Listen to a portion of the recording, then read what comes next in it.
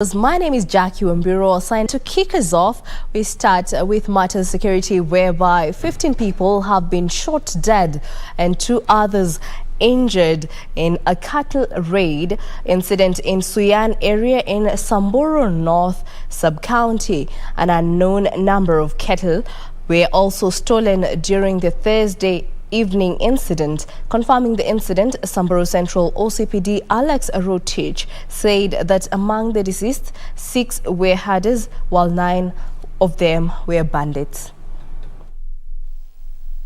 Tension is high in Suyan area in Samburu North Sub-County following the death of 15 people in an exchange of gunfire between herders and bandits who raided the area to steal cattle.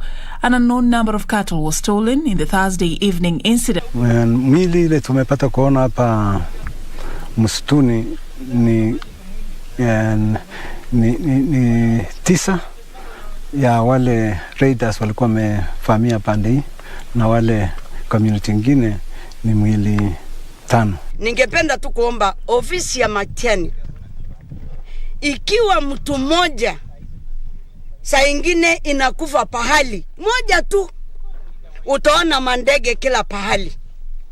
Kutoka saa 10 jana mpaka leo hatujaona chochote imetoka Nairobi kuja kuangalia watu wanakufia wanasosania nini, ama watu wamekufa kiasi hii hatujaona. Na nafikiri serikali isipochukua hatua, itakuwa na serikali nyingine hapa ambaye serikali ya Kenya hawezi kucontrol.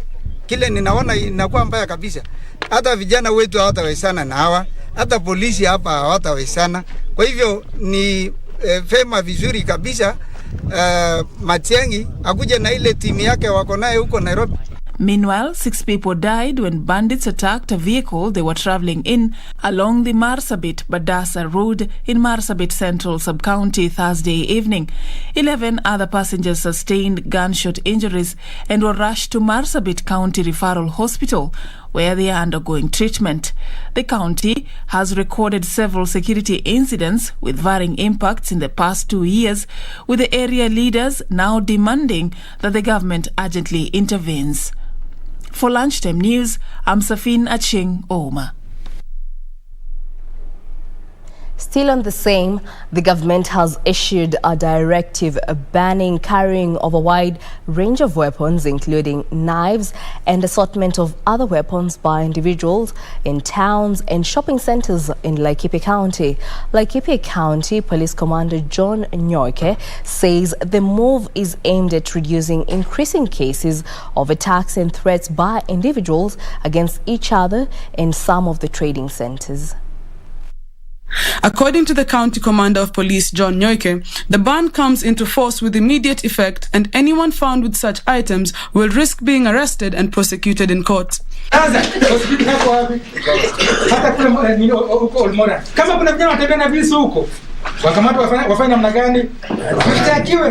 The County Commander issued the ban during a security sensitization meeting held at Maundumeri village in Laikipia North. The meeting was also attended by County Commissioner Joseph Kanyiri, Laikipia North MP Sarah Lekorere, and local community leaders.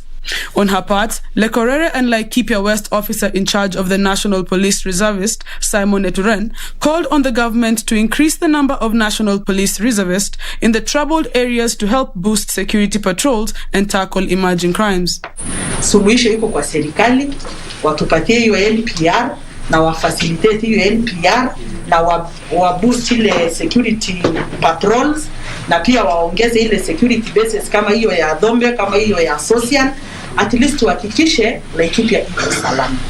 NPR wale tumebaki kwa rangers tuko wachache zaidi. Kwa tumeapply mbeleni ya kwamba tuongezee rangers NPR kwa rangers. Lekorere has also called on the government to carry out a disarmament exercise in the region, noting there were still so many firearms in the hands of civilians.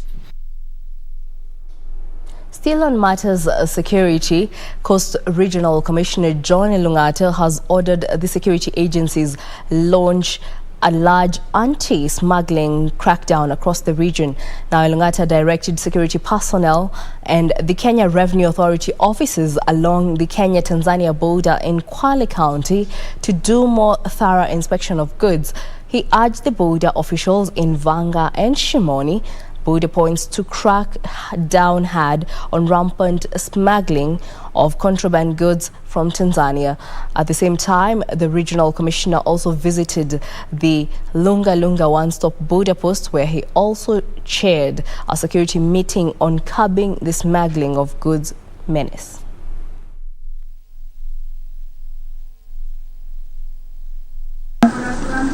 Bila kujulikana na wale ambao wanastahili kujulikana. Huo ni udhaifu kwa upande wetu wa KRA of course na polisi. Tungependa tustawishe mji huu wa Shimoni, tujenge port itufaidishe sisi. Tusikubali kabisa haya mambo mengine ya kona. In other news, Egerton University workers have issued a 7-day strike notice over what they have termed as sustained and systematic industrial injustices and employer cruelty. The workers on Thursday temporarily withdrew their services as they marched through the institution under the leadership of their various labor union officials. The workers are drawn from the Kenya Union of Domestic, Hotels, Educational Institutions, Hospital and Allied Workers KUDEHA, Kenya University Staff Union KUSO, and University Academic Staff Union UASU.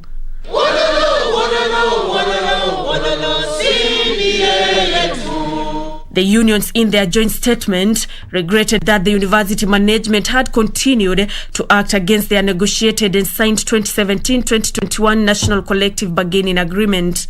Woke up to the tragic news that their employer, Egerton University, had yet again disregarded the return to work formula and even went further to outrageously slash their hard-earned salaries and benefits without any remorse. The workers further decried that the university had failed to remit statutory deductions to the respective agencies despite slashing them from their pay. Non-remission of statutory and third-party deductions, including pension, medical care, bank, circle and insurance remittances, occasioning pecuniary embarrassment, including listing by CRB and property recovery by creditors. They are now calling for action from the relevant authorities. Egerton staff are clearly left with no recourse but to protest the gross violation of their CBA and human rights and fundamental freedoms. Consequently, members demand full and unconditional payment of their owed dues as per the 2020 return to work formula and the 2017-2021 CBA in accordance with the January 2021 court ruling. Nancy Okware, Lunchtime News. And now on matters health, residents of Migori County have been urged not to let their guard down and strictly continue observing the Ministry of Health COVID-19 protocols. Health officers in the area say the country is not out of the woods yet, and failure to abide by the protocols could trigger a new wave of infections. Migori County Referral Hospital during the handover of ICU and critical care equipment donation from a local NGO worth over 6 million, the County Executive Committee member for Health, Kefa Nyamita, warned that many locals had abandoned the health protocols immediately President Uhuru Kenyatta eased COVID-19 restrictions. We'd like to and request people, the community, to know that despite the fact that the bans were, curfews were lifted, there is still existence of COVID-19, and we should take care. The protocols required should be followed. The leaders encouraged the uptake of COVID-19 vaccines, which they decried was very low in the county despite the availability of enough doses. We ask people to be wary of COVID. The cure of COVID is a bit too expensive, and so we must protect ourselves.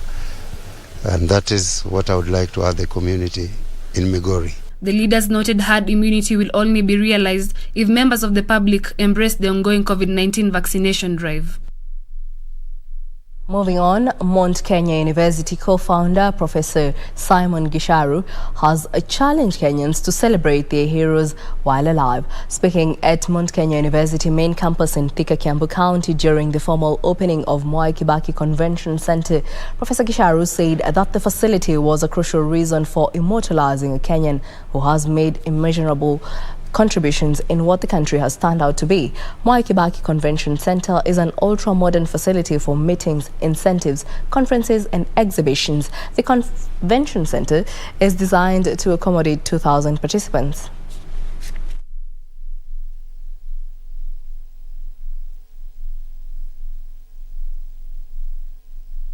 Societies that fail to celebrate and immortalize their heroes run the risk of condemning themselves to internal worship of. Now, casual laborers working at the construction site of Karato Stadium in Gatunda North have threatened to down their tools over delayed payments. The workers claim they have not received their wages since works at the stadium stalled 8 months ago. Of a disappointed lot. This group of casual laborers has gathered here to protest the failure by their employer to honor their contract agreements. The construction workers say their manager has withheld their labor wages for over 8 months. Bernard Kuria, a casual laborer, claims that he has not received money amounting to 20,000 shillings for work done at the site. Hatukulipwa mishahara yetu hadi wa leo, huwa tuna complain kuhusu hizo pesa na hatujaizipata. Hivyo tugeomba serikali ama contractor aweze kutulipa ili tuweze kufanya mambo yetu tuko nayo. Mimi ndiye nilikuwa napikia wafanyikazi karibu 60, ndio nilikuwa nawapelekea chakula, wanakula kwangu na wanafidi watoto wao na mpaka kununua kwa duka, kuchukua vitu kwa duka. Sasa mimi kazi yangu ilibidi isabaratike kabisa mpaka ikanibidi nifunge kazi. Margaret Njeri, another worker, says that she opted for work at the site to raise medical fees for her ailing husband, but the present drama has thrown her into worry.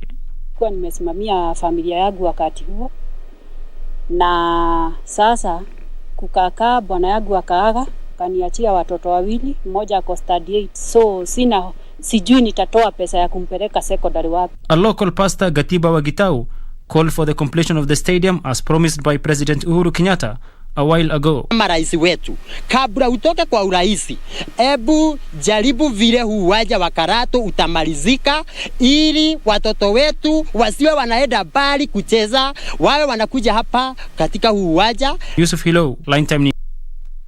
1,000 households in Mbeere South and Mbeere North sub-counties of Embu County are in dire need of relief food owing to ongoing drought ravaging the area. In Kilifi, however, the county government has commenced the distribution of relief food and water to families hit hard by drought. Rainfall failure in the last season hampered harvest for farmers in Embu County, a situation that has forced residents to seek food from the neighboring Tharaka Nithi County. County Commissioner Abdullahi Galgalo is advising the residents to plant drought-resistant crops to enhance food security. Kuna chakula zile za kienyeji ambazo sisi tumefundishwa na mababu zetu, kama sogam, kama ile wimbi, nduma. Hizo ndio zinaita drought-resistant crops. Naomba mpande hizo ili tusiwe na hali ya njaa. In Kilifi, the county government has begun the distribution of relief food and water to needy residents. Speaking in Ganze sub-county, where he distributed 300 bags of maize and 100 bags of beans, Governor Amason Kingi said his government had deployed resources under the drought response docket to assist families. Kama serikali ya county, tumeweka mikakati ya kuna kwamba angalau wakazi wa Ganze na wale wote ambao ni waathiriwa wa ukame huu wamepata bega la kuegemea wakati huu mgumu. Kwa hivyo tuna mipangilio ya kupeleka maji na pia tuna mipangilio ya kupeleka chakula kwa wale waathirika. Ganze, Magarini, Kilifi and Rabai sub-counties are the worst hit by the drought attributed to total crop failure for the last 3 years. Livestock are dying due to lack of pasture and water. And in the political arena, a section of Kenya-Uganda residents under the People's Forum umbrella body have rubbished the recent move by some leaders in the region to appoint Senator Charles Kifiro as the county Jubilee spokesperson. Now, the residents argue that the senator was elected as an independent candidate and therefore should keep off Jubilee party affairs. Even before Kirinyaga, Senator Charles Kibiro embarks on his newly given role as the county's Jubilee spokesman, divisions have emerged on his suitability to hold the position. A section of residents say Governor Mwai Kibaki, who recently decamped to the UDA party, is still the county's spokesperson, and the senator cannot talk on behalf of the Jubilee party as he was elected independently. We don't have any other coordinator. Our coordinator is Mwai Kibaki. Na huyu Kibiro tunamjua kwa maana tulimchagua na independent party. Na sasa nauliza alijoin Jubilee lini? Process ya kujoin alikuja lini? Sasa hatutaki tuletewe mtu ambaye hatujawahi kuona akiingia kwa Jubilee. Meanwhile, Nairobi Women Representative Esther Passaris has called on Kenyans to take advantage of the ongoing voter registration and enlist themselves as voters. You can't complain about the leadership if you don't vote. You can't say that you're not going to vote because you don't think it will count. Every vote counts. It's when you don't vote that your vote doesn't get counted. This as UDA Party National Treasurer Omingo Magara has rubbished claims of UDA youth defecting to other parties, claiming the outfit is gaining popularity in regions previously perceived to be ODM strongholds. Sisi kama chama hatujafanya uchaguzi wowote ili kwa tuseme viongozi ambao tumechagua wamepewa vyeo wamehama. Wale wamehama ni wale wanajipandika kwamba ni wanachama wetu, ile hali sisi wenyewe tutachagua viongozi mashinani. Ni sasa tumepangilia kama chama kwenda kujaza zile vyeo. Wale walihama walikuwa wanahama kutoka nyumba fulani kuingia kwa nyingine. Wengine ambao wanajiita youth, wengine wakati early 50s. Na mimi niko na bahati ya kwamba nina register ya UDA hapa na ninajua wengine walikuwa ODM.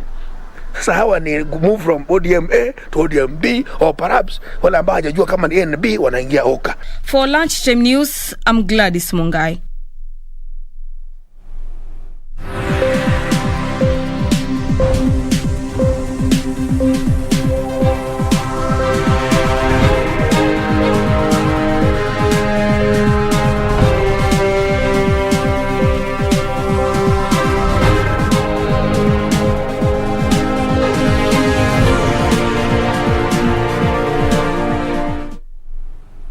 Now let's talk business, where Kenya and Uganda are engaged in a major trade row after Kampala seized more than 300 tons of fish destined for the Democratic Republic of Congo. Efforts by officials from the two sides to de-escalate the tiff have proved futile, with Ugandan officials accusing Kenyan fish traders of illegally fishing in Ugandan waters. The traders say the fish stock worth more than 50 million shillings is now likely to go to waste.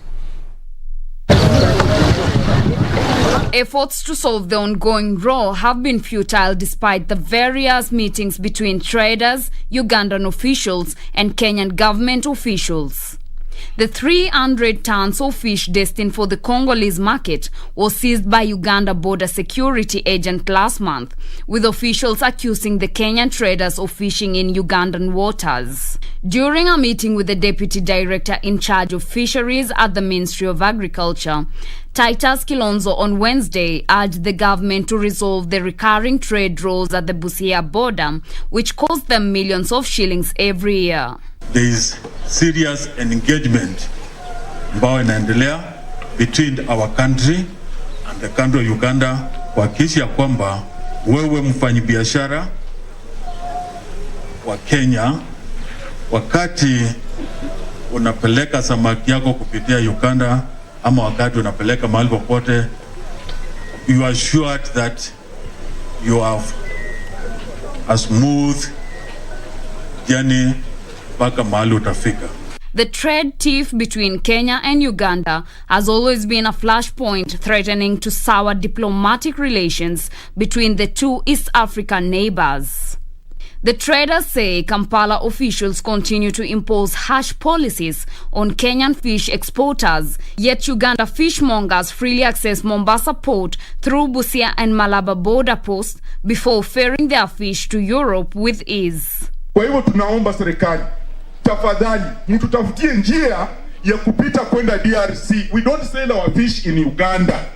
Tunauza DRC Congo. Hatuna ndege ya kubeba hizi mzigo, unaona zimejaa kwa soko. Samaki ziko hapa, samaki ziko kwa masto, hakuna vile tunaweza peleka hii samaki huko. Last week, angry traders blocked the Busia one-stop border point in protest after Uganda officials failed to release the impounded trucks, saying they are yet to receive a directive from their seniors in Kampala.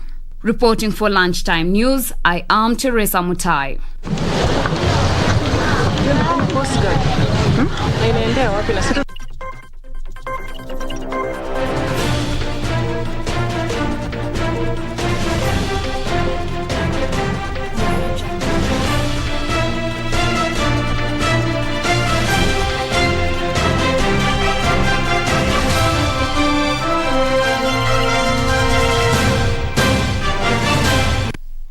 And in the sports arena, a veteran Baldev Chaga, winner of the first mini rally in 2018, leads a strong field in the mini classic rally at the end of a first day that saw competitors start in Nairobi and finish in the shadows of Mount Kilimanjaro. His Porsche 911 leads Geoff Bell's Datsun 240Z and legend Ian Duncan's Rover V8.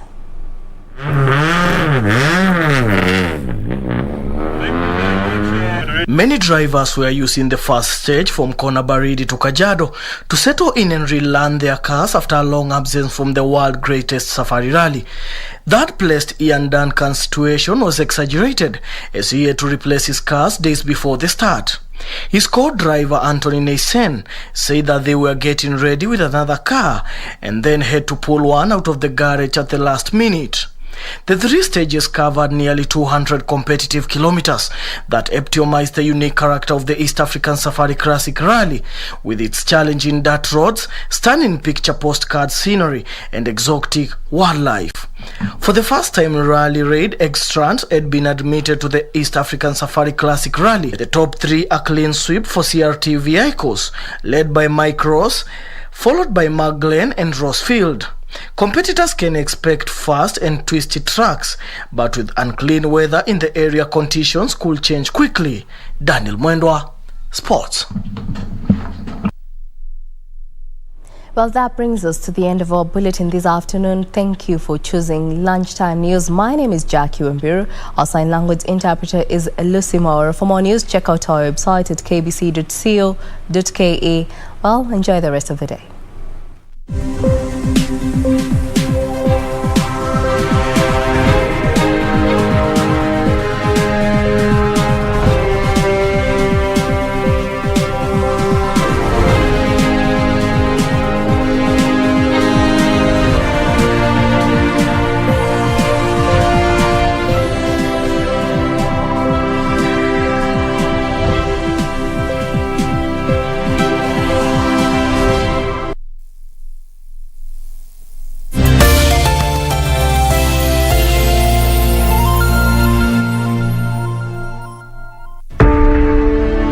Desperate